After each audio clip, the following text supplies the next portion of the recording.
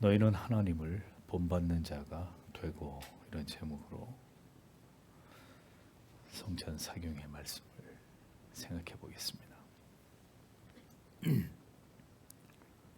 본절을 직역하면 그러므로 사랑받는 자녀들로서 하나님을 본받는 자들이 되라, 이런 의미가 됩니다. 본받는 자가 되고에서 되고 되다라고 번역된 기네스데라는 말은 되어가라, 계속 그렇게 되라 라는 현재 명령형으로 사용된 것을 볼 수 있습니다.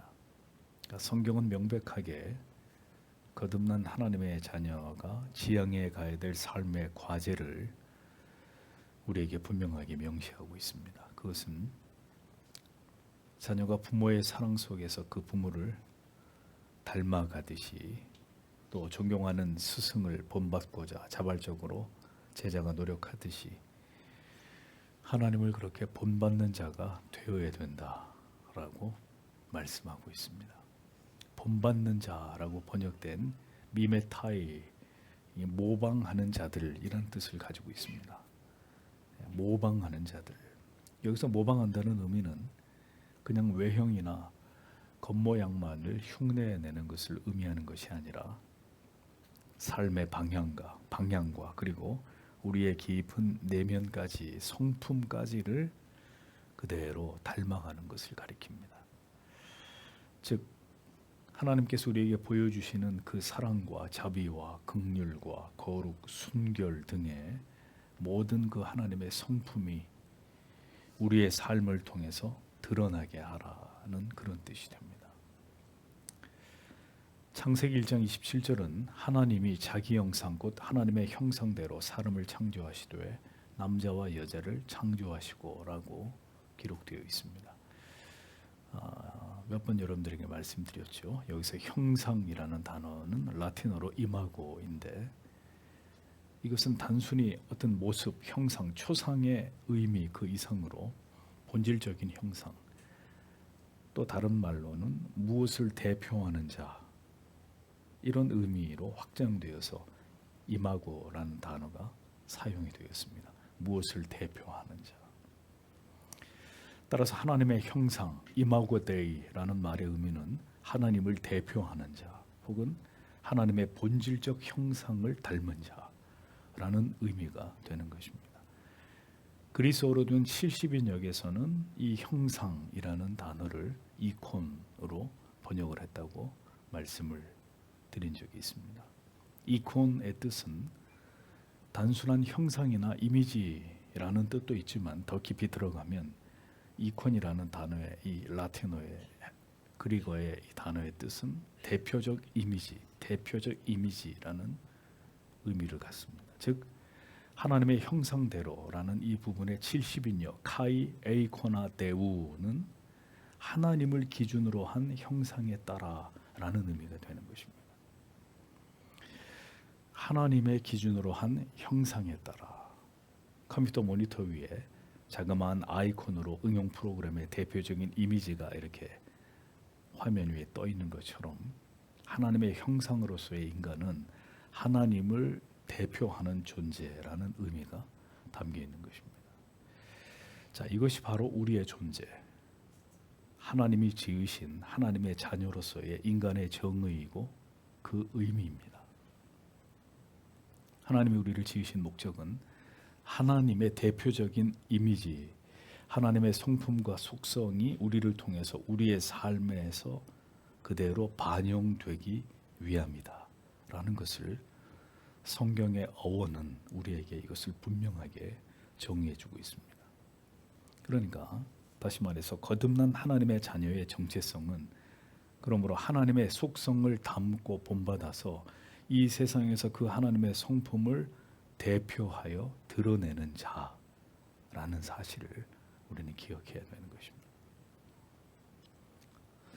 성도 여러분, 우리는 태어났으니 그냥 내 인생이고 내 마음대로 살아도 괜찮은 그런 존재가 절대 아닙니다.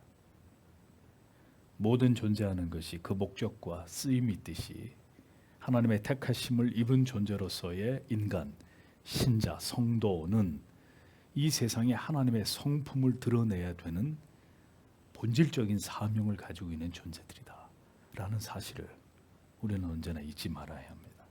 이것이 우리가 하나님 앞에 부름을 받을 때까지 전인적으로 우리의 마음과 성품과 뜻을 다해서 하나님을 본받고 그 하나님을 모방하면서 살아가야만 되는 명백한 이유입니다. 이것을 위해서 우리를 지으셨고 우리를 이 땅에 보내셨고 때가 이르러 우리를 불러서 하나님의 자녀로 삼아 주신 것입니다. 우리를 거듭나게 하사 이제는 옛사람의 성품대로 살아가는 게 아니라 새로움을 입어서 하나님의 자녀로서의 삶을 살아가게 하신 것이 하나님의 뜻입니다. 에베소서 4장 22절에서 24절은 이 사실을 우리에게 분명하게 말씀하고 있습니다. 너희는 유혹의 욕심을 따라 썩어져가는 구습을 쫓는 옛 사람을 벗어버리고 오직 심령으로 새롭게 되어 하나님을 따라 의와 진리의 거룩함으로 지으심을 받은 새 사람을 입으라 라고 성경은 분명히 말씀합니다. 하나님을 따라 의와 진리의 거룩함으로 지으심을 받은 새 사람을 입어라. 성경은 분명히 거듭난 하나님의 자녀들에게 옛 사람을 끊임없이 벗어버리고 또 벗어버리고 하나님을 따라서 의와 진리의 거룩함으로 지으심을 받은 새 사람을 입어야 한다. 새 사람을 입어 나아가야 된다고 힘주어서 말씀합니다. 이 모든 일들이 진행되는 시간이 우리의 인생이라는 것. 하나님께서는 이 거룩한 부르심의 의미를 따라 더욱 구체적으로 살아가도록 모든 그리스도인들에게 우리의 본이 되시는 하나님의 아들을 이 땅에 보내주셨습니다. 그리스도는 곧 하나님이시요 하나님의 형상으로서의 우리의 모든 삶의 모델이 되시는 그런 분이십니다. 사람들은 예수를 믿지 않은 사람들도 철학적 깊은 사유를 하는 사람들은 인생의 의미가 뭘까? 인생의 목적은 어디 있는 것일까? 여기에 대해서 진지한 답을 찾습니다. 하지만 이 세상의 어떤 철학도 사상도 인간이 가지고 있는 이성의 작용도 또 인간에 의해서 만들어진 고상한 정신도 그 답을 주지 못합니다. 그러하기에 인류는 더 심각한 타락과 깊은 죄악의 수렁으로 더 깊이 빠져들고 있는 것을 우리는 매일 목도하고 있지 않습니까? 그러나 성경의 진리는 인간으로 하여금 스스로 인간의 존재의 의미와 그 인생의 목적을 너희들 스스로 찾아라 이렇게 절대로 말씀하고 있지 않습니다. 그것을 계시해 놓으셨어요. 그 계시가 그것을 우리에게 분명하게 말씀하고 가르쳐주고 있는 것입니다. 바울은 고린도전서 11장 1절에서 내가 그리스도를 본받는 자 된 것 같이 너희는 나를 본받는 자 되라 라고 말씀했습니다. 그러니까 우리의 목적, 우리의 한 번뿐인 인생의 의미는 뭐냐? 그리스도를 본받는 자가 되는 것입니다. 히브리서 6장 12절은 말씀합니다. 게으르지 아니하고 믿음과 오래 참음으로 말미암아 이 약속들을 기업으로 받은 자들을 본받는 자 되게 하려는 것이니라. 약속들을 기업으로 받는 자들을 본받는 자 되게 하려는 것이니라. 성경은 참된 진리를 통해 오늘도 우리를 이렇게 격려하고 있습니다. 우리와 연합되어 있는 그 그리스도를 견고하게 바라보면서 하나님과 자녀된 이 관계 속에서 우리의 삶을 바라보아야 된다라고 가르쳐 줍니다. 하나님과 자녀된 관계 속에서 우리의 삶을 바라봐야 되는데 예수를 믿지 않는 사람은 하나님과 자녀라는 관계 자체가 없기 때문에 자기의 삶을, 자기 인생을 어떻게 바라봐야 되는지를 모르는 거예요. 그러나 우리는 하나님과 그 하나님의 자녀된 이 관계 속에서 우리의 인생을 바라볼 수 있는 자들이 되어야 된다는 겁니다. 인간은 자꾸 하나님과 분리되어서 자기와 자기 인생을 바라보려고 합니다. 어리석은 일입니다. 그러니까 절대로 답을 찾지 못하는 것입니다. 자꾸 그릇된 길로 치우치는 것입니다. 하나님과 분리해서 자기를 자꾸 들여다보고 생각하고 계획을 세우고 인생의 의미가 뭔지를 생각하니까 답을 찾지 못하는 거예요. 계속 방황하고 배회하고 실패하는 그런 시간들을 맞이하는 거죠. 우리는 오직 성경의 계시 속에서 우리가 누구인지를 분명하게 깨닫고 그 올바른 정체성을 바탕으로 우리 인생을 바라보고 매 순간을 살아내는 자들이 되어야 하는 것입니다. 그래서 항상 우리 자신에게 물어야 되는 것입니다. 그리스도라면 어떻게 하실까? 예수 그리스도이시라면 이 문제를 어떻게 해결하실까? 어떤 것을 선택하실까? 그분이라면 무엇을 이 시점에서 포기하실까? 어떤 것을 거절하실까? 어떻게 용서하실까? 어떻게 하나님께 기도하실까? 어떻게 하나님을 예배하실까? 어떤 방식으로 돈을 벌고 주님이라면 그것을 어떻게 사용하실까? 계속 질문을 던지는 겁니다. 인생은 하나님을 버리고 타락의 길로 돌아섰지만 하나님은 아들을 통해서 우리에게 다시 찾아오셨습니다. 그리스도를 통해 하나님과 다시 화해하고 평화하고 화목하게 하셨습니다. 그리고 이제 아들을 본받아 그리스도를 이 세상 가운데 드러내는 하나님을 대표하는 형상들로서 바로 이것을 지향하는 삶을 살아가는 자들이 되라고 우리에게 말씀하고 있습니다. 그러므로 우리의 존재의 목적은 하나님을 그리스도를 본받는 자 되는 것임을 우리는 분명하게 기억해야 합니다. 하나님을 본받게 하기 위해서 그 하나님을 대표하여 이 세상에 하나님의 성품을 그리스도의 은혜를 사랑과 희락과 화평과 오래 참음, 자비, 양선, 충성, 온유, 절제를 통해서 이것을 드러내야 될 자들이 바로 우리들이다라는 사실을 잊지 말아야 합니다. 그런데 이 일은 우리 힘으로 되는 것이 아니라 오직 그리스도를 바라봄으로써만 가능한 일입니다. 히브리서 12장 2절은 그래서 믿음의 주요, 그 다음에 또 온전케 하시는 이인, 온전케 하시는 사람인 예수를 바라보자. 믿음의 주요, 우리를 온전케 하시는 이인 예수를 바라보자. 이렇게 말씀하고 있습니다. 자, 그러니까 우리는 생각해 봐야 되는 것입니다. 지난 1년의 시간 속에서 우리가 기쁘나 즐거우나 괴로우나 슬프나 우리가 결연히 그리스도를 바라본 무수한 흔적들이 지난 1년의 시간 속에 우리에게 있어야 되는 것입니다. 모든 순간에서 그리스도를 바라보면서 그리스도에게서 힘과 용기와 위로를 얻으면서 계속 앞으로 나아가고자 했던 이 자취가 우리의 지난 시간 속에 분명히 그 안에 빼곡히 담겨 있어야 한다는 것입니다. 이것이 하나님께서 바라시는 성도의 삶이기 때문입니다. 예수 그리스도께서 그의 모든 생애 속에서 보여주신 그 아름다운 성품을 쫓아가는 그들이 바로 신자들입니다. 그러므로 우리는 한 해의 시작에서 이것을 다시 다짐해야 되고 한 해의 끝에서 이 사명을 따라 이 존재의 목적과 의미를 따라 살아온 삶인지를 되돌아봐야 되는 것입니다. 자, 그러면 이제 우리가 어떻게 하나님을 본받는 자로서 그 하나님의 형상을 이 세상에 대표적으로 드러내야 될 존재로 살아갈 수 있는지를 생각을 해보겠습니다. 오늘 본문에는 그러므로 사랑을 입은 자녀 같이라고 기록이 되어 있습니다. 하나님의 자녀에 대해서 또 어떻게 정의를 하고 있느냐? 사랑을 입은 자다. 첫 번째는 하나님을 본받는 자. 이게 우리의 정체성, 우리의 사명이고, 두 번째는 사랑을 입은 자. 하나님의 사랑을 입은 자. 이게 우리의 정체성이라는 것입니다. 사랑을 받는 자녀들로서 정확히 번역을 하면, 혹은 사랑받고 있는 자녀답게, 이런 말입니다. 하나님을 본받는 자가 되게 하기 위한 그 존재는 바로 하나님께 사랑을 받는 자녀가 되어야 한다라는 것을 진리가 우리에게 말씀하고 있습니다. 신앙 안에서 제일 중요한 것은 우리가 거듭난 회심한 그리스도인이 되는 것입니다.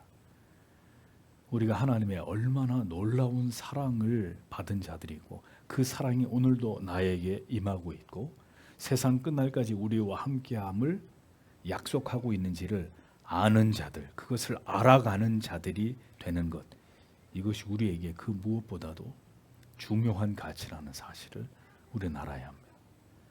하나님의 사랑을 받은 택하신 바 된 하나님의 자녀가 되어야 그 다음 예수 그리스도의 성품을 드러냄이 존재의 이유와 목적이 되어서 믿지 않은 자들과의 완전한 분리가 이루어지는 것이고 그 성별된 신자의 삶이 거기서부터 시작될 수 있는 것이라는 것. 그래서 하나님은 우리가 하나님의 사랑을 받는 자녀라는 것을 가장 먼저 알기를 우리에게 원하십니다. 에베소서 3장 16절에서 19절은 이렇게 기록하고 있죠. 그 영광의 풍성을 따라 그의 성령으로 말미암아 너희 속 사람을 능력으로 강건하게 하사 그리스도를 믿음으로 말미암아 너희 마음에 계시게 하옵시고 너희가 사랑 가운데서 뿌리가 박히고 터가 굳어져서 능히 모든 성도와 함께 지식에 넘치는 그리스도의 사랑을 알아 그 넓이와 길이와 높이와 깊이가 또함을 깨달아 하나님의 모든 충만하신 것으로 너희에게 충만하게 하시기를 구하노라, 이렇게 되어 있습니다. 보십시오. 사도 바울은 에베소 교회 성도들을 위해서 간절히 기도하면서 다른 어떤 것을 구하지 않았습니다. 오직 이것입니다. 하나님의 사랑 가운데서 믿음의 뿌리가 더 깊이 내려지고 그것이 견고해져서 모든 성도들과 함께 지식에 넘치는 그리스도의 사랑을 너희가 알게 되기를 나는 기도한다 라고 말하고 있습니다. 그 사랑의 넓이와 길이와 높이와 깊이를 알아서 하나님의 모든 충만하심이 너희에게도 충만하게 임하게 되기를 원한다고 바울은 그렇게 간구하고 있었습니다. 우리는 다른 이유와 목적 때문에 예수를 믿고 교회를 다니는 사람들이 아닙니다. 인생이 외롭고 쓸쓸해서 가끔씩 커피나 마시면서 수다를 떨 사람을 찾아서 교회에 온 게 아닙니다. 세상 누구도 나를 알아주지 않고 내 불행한 과거로 자존감을 잃었는데 내가 교회를 다니면서 열심히 봉사하고 열심히 교리적인 지식을 쌓아가지고 내 자신의 지성을 자랑하고 사람들을 섬김으로 인해서 사람들의 인정과 높임을 받기 위해서 교회를 다니는 게 아니란 말이에요. 힘든 삶에서 나를 좋아해 주는 사람들 틈에서 위로와 용기와 사랑을 느끼기 위해서 교회를 다니는 것이냐? 그것도 아니란 말이에요. 바라는 바가 이루어지기를 간절히 하나님 앞에 기도해서 내 소원이 성취되는 것을 위해서 예수를 믿는 것이냐? 그런 것들은 신앙의 이유가 될 수 없는 것들입니다. 그러니까 이 모든 신앙에 그릇된 오해들과 무지들이 우리를 자꾸 신앙의 곁길로 빠지게 만들고 그릇된 신앙의 자리에서 오랜 시간 동안 방황하게 만드는 원인이 되는 것입니다. 예수를 믿어도 전혀 기쁨이 없는 삶을 살아가게 만드는 이유가 되는 것입니다. 계속 상처를 받는 일들을 극복하지 못하게 하고 어디에서도 누구에게서도 만족을 얻지 못하는 공허함을 떨치지 못하게 만드는 원인이 되는 것입니다. 모두 자기만을 바라보는 자신만을 채우고자 하는 그릇된 목적으로 신앙을 생각하고 있기 때문입니다. 다 잘못된 것들입니다. 우리는 예수 그리스도를 통한 하나님의 사랑을 경험하는 것이 이것을 내 영혼 가운데 채우는 것이 첫 번째가 되어야 되는 사람들입니다. 교회를 다니면서 하나님의 사랑을 예수 그리스도의 나를 대속하신 그 은혜를 경험하지 못하게 되면 신앙이 조금 부족한 게 아니라 신앙을 아직 시작도 못한 사람들이 되고 마는 것입니다. 그렇게 되면 기초가 허술한 건물이 결국은 균열을 일으키면서 무너지게 되듯이 그런 믿음으로는 인생을 참 믿음의 자리를 지탱해내지 못하게 되는 거예요. 우리가 하나님의 사랑을 받는 자녀라는 것을 반드시 발견하게 되고 그것을 경험하는 자들이 되어야 합니다. 그 사랑이 우리를 더 하나님을 본받고자 하는 열심으로 우리의 삶을 움직이는 동력이 되게 해야 합니다. 성도 여러분, 우리는 종이 아닙니다. 노예들이 아닙니다. 순종이나 헌신이나 충성을 강요당하고 강압받는 자들이 아닙니다. 누구도 우리에게 그것을 요구할 수 없습니다. 율법주의는, 자기의 의를 드러내기 위한 공로주의는 그렇기 때문에 구원과 거리가 먼 것이고 그것은 참된 믿음도 아니라는 것입니다. 모든 성도의 삶의 원동력, 선을 행하고 충성을 다하는 동력은 오직 하나님께 받은 사랑입니다. 사랑이어야 합니다. 하나님을 향한 사랑 때문이어야 합니다. 그 하나님을 향한 사랑은 오직 하나님의 그 아들을 통해서 우리에게 찾아오신 그 사랑을 경험한 자의 영혼 안에서만 싹트게 되고 점점 자라나게 되어 있는 것입니다. 어린 자녀는 부모를 사랑할 줄 모릅니다.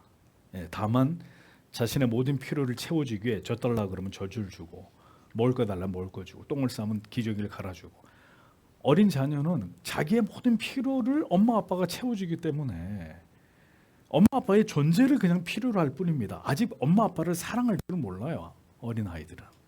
그러나 그 어린 자녀가 점점 성장하게 됩니다.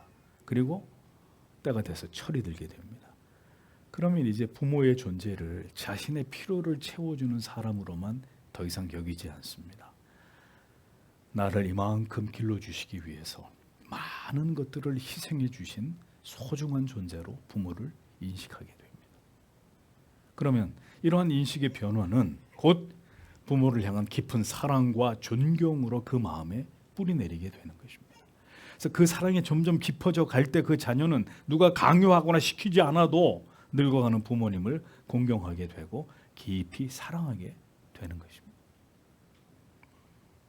많은 사랑을 받은 자녀일수록 그 부모를 더 깊이 사랑하게 되고 그 부모를 닮아가게 됩니다. 모든 사람들이 나를 믿어주지 않았을 때 끝까지 자기를 신뢰해주고 결국 하나님이 예비하신 너의 미래가 열릴 것이라고 항상 믿어주고 지지해주고 응원해준 그 스승을 제자는 절대로 잊지 못합니다. 그렇게 스승을 존경하게 되면 제자는 어떻게 되죠? 그 스승을 부단히 닮아가기 위해서 노력하게 됩니다. 누가 그렇게 하라고 한 것도 아닌데 그 스승을 닮고 싶어지는 마음이 깃들기 마련입니다. 하나님이 우리를 왜 사랑해 주시는 것이고 우리는 왜 그 사랑을 우리의 삶 속에서 확인하고 경험해야만 되느냐, 그게 왜 중요하냐. 그 사랑이 결국 하나님을 본받게 하는 영적인 거룩한 동기와 그 간절한 소망과 바람의 원천이 되기 때문입니다.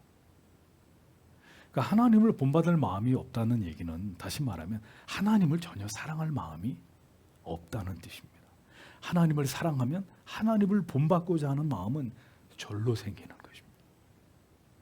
10대들이 아이돌을 좋아하니까 아이돌이 하는 머리 스타일, 아이돌이 입는 패션, 아이돌이 좋아하는 모든 걸 그대로 다 따라가잖아요.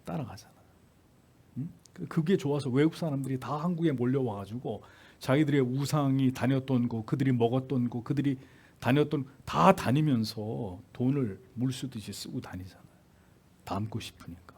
사랑하면 닮고 싶은 것입니다.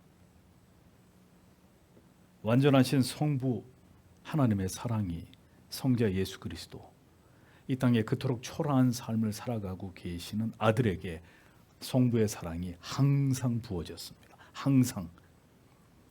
예수께서는 성부의 그 완전하신 사랑 가운데 거하시면서 모든 대속을 완성해 나아가셨습니다.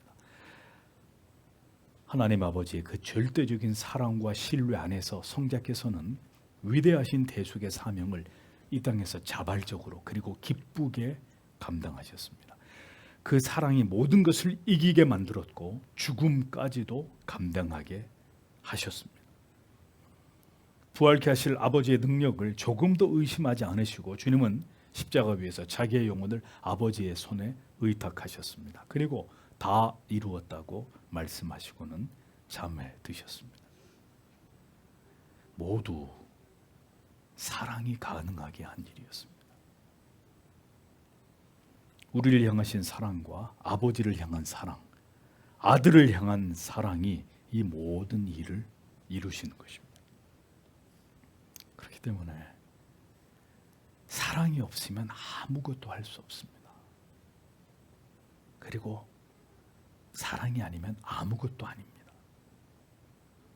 사랑으로 행하지 않은 모든 일들의 끝에는 결국 나의 의, 그리고 가식, 위선만이 남게 되는 것입니다. 노예와 종으로 억지로 그 모든 일들을 행하다가 결국은 탈진하고 피곤해져서 완전하게 다운되어 버리는 이런 일들이 기다리고 있게 되는 것입니다. 우리는 하나님의 사랑을 받는 자녀임을 경험하고 또 경험하고 또 경험해야 됩니다. 그리고 그 사랑이 결국 순종까지, 충성까지, 결국 희생까지 낳는 자리에 우리를 서게 만든다는 것을 알아야 합니다.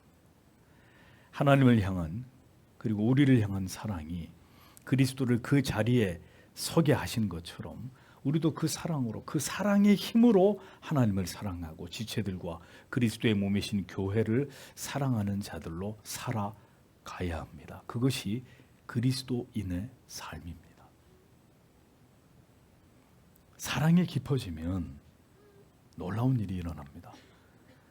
사랑이 깊어지면 그 사랑을 하는 사람과 사랑을 받는 사람이 하나가 되어버립니다. 사랑이 결합을 견고하게 만듭니다. 아기를 지극히 사랑하는 엄마는 아기와 모든 것을 교감하고 교통합니다. 아기와의 모든 고통까지 공유하고 아기의 필요를 즉시 나의 필요처럼 그것을 알아차립니다. 아, 얘가 배가 고프구나, 똥을 쌌구나, 오줌을 쌌구나, 지금 어디가 아프구나. 기가 막히게 엄마는 그것을 아이하고 교감한단 말이죠. 연인들을 보십시오. 하나가 됩니다. 모든 희비애락을 함께합니다. 서로에게 무엇이 필요한지를 잘 알고 있습니다. 무엇이 그렇게 만들었어요? 사랑이. 결혼을 해서 오랜 세월 인생의 동지로 살아가다 보면 부부는 하나가 됩니다. 상대의 마음과 감정을 읽어냅니다. 무엇이 부족한지, 무엇 때문에 힘들고 어려운지 자기처럼 느끼게 됩니다. 사랑이 그렇게 만든 것입니다. 사랑이 견고한 연합과 공유를, 공감을 만들어낸 것입니다. 그러니까 하나님의 사랑을 경험하고 그 사랑의 경험이 더해가고 더해가고 더해갈 때 하나님을 우리도 열렬히 사랑하게 되고 그 하나님을 본받고 싶어집니다. 그리고 그 하나님의 마음이 고스란히 나에게 전이 됩니다. 하나님이 지금 기뻐하고 계시는구나. 그분이 매우 슬퍼하고 애통해하고 계십니다. 사랑하고 경외하면서 그 삶을 담고 싶듯이 그렇게 그런 마음이 자연스럽게 우리의 영혼과 마음 안에 더 깊이 자리 잡게 되는 것입니다. 그래서 우리는 하나님의 사랑을 알고 더 깊이 경험하는 것이 그리스도인의 인생 속에 가장 중요한 가치가 되어야만 하는 것입니다. 이것이 되어지면 우리는 모든 것을 채워가고 있는 인생을 살고 있는 것이고, 이것이 제대로 되어져 가지 않으면 우리는 모든 것에서 아무것도 채워지지 않은 빈 껍데기 같은 삶을 살아가고 있는 것이 될 수밖에 없는 것이라는 거죠.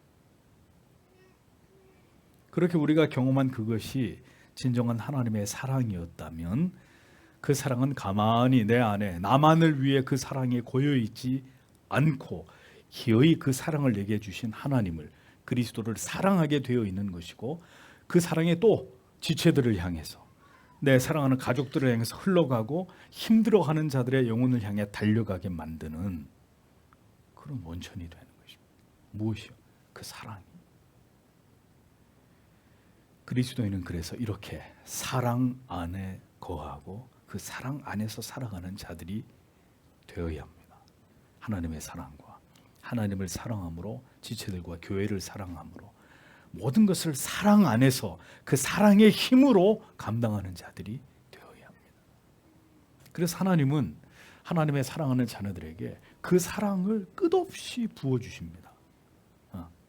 하나님의 택한 백성들에게 끝없이 하나님은 하나님이 가지고 계신 무한하신 사랑을 하나님의 사랑하는 자녀들에게 부어주십니다.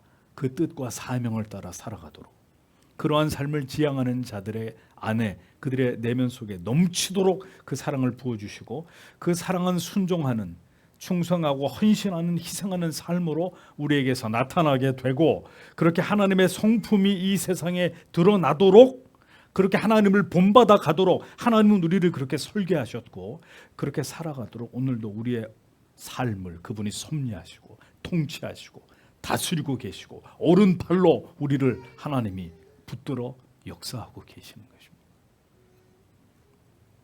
이 진리를 알고 그 방향으로 하나님과 함께 행하는 자에게는 세상이 줄 수 없는 영혼의 행복과 희열과 기쁨이 그에게 임하는 것이고 그의 삶이 아름답게 여겨질 것입니다. 그러나 이 모든 지식에 관해 무지한 채로 어리석게 자기를 위하고 자기 자신만을 사랑하는 삶을 살아가는 자의 삶은 언제나 괴로움과 고통과 고독이 그에게 채워지게 되어 있는 것입니다.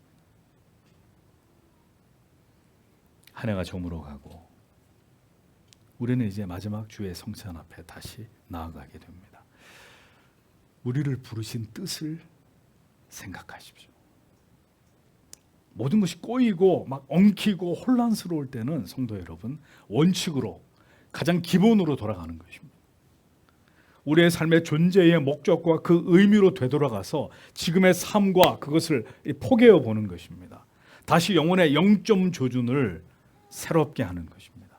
바르게 살고 있는 것인지, 채워져야 될 것이 내 영혼 안에 채워져 있는지, 내가 올바른 목표를 향해 지금 지향하고 있는 것인지를 다시 점검하셔야 합니다. 그러므로 사랑을 입은 자녀같이 너희는 하나님을 본받는 자가 되고,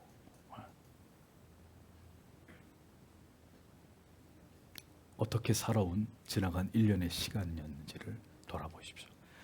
그리고 우리의 모든 부족됨으로 인해 실망하거나 낙심하지 마시고 성찬을 통해 우리를 회복시키시고 은혜 주실 그리스도를 바라보십시오. 넘어졌지만 다시 일어나 달려가도록 우리를 도우시고 붙들어 주시는 넉넉한 하나님의 사랑과 자비를 구하는 여러분들이 되십시오. 하나님의 한량없는 사랑과 은혜가 우리에게 임하고 이것을 통해서 내가 하나님의 자녀임을 아는 깊은 생애적인 인식이 일어난 그 다음에 따라오는 것이 순종하는 삶입니다. 충성을 다하는 그리스도인의 삶이 그 다음에 이어지게 되는 것입니다. 이 순서가 아니면 유대주의 위선자, 공로주의자, 자기의 의를 주장하는 어리석은 종교인이 될 뿐입니다. 사랑을 입은 자로서 하나님을 본받는 삶을 주에 부르시는 그날까지 이 세상에서 감당해 나아가는 모든 순례자들이 되시기를 축복합니다. 우리를 돌아보아서 은혜의 만찬에 나아가기에 합당하도록 오늘도 이 말씀을 깊이 생각하시면서 우리의 영혼을 준비시켜 주시기를 다 함께 하나님 앞에 기도하도록 하겠습니다.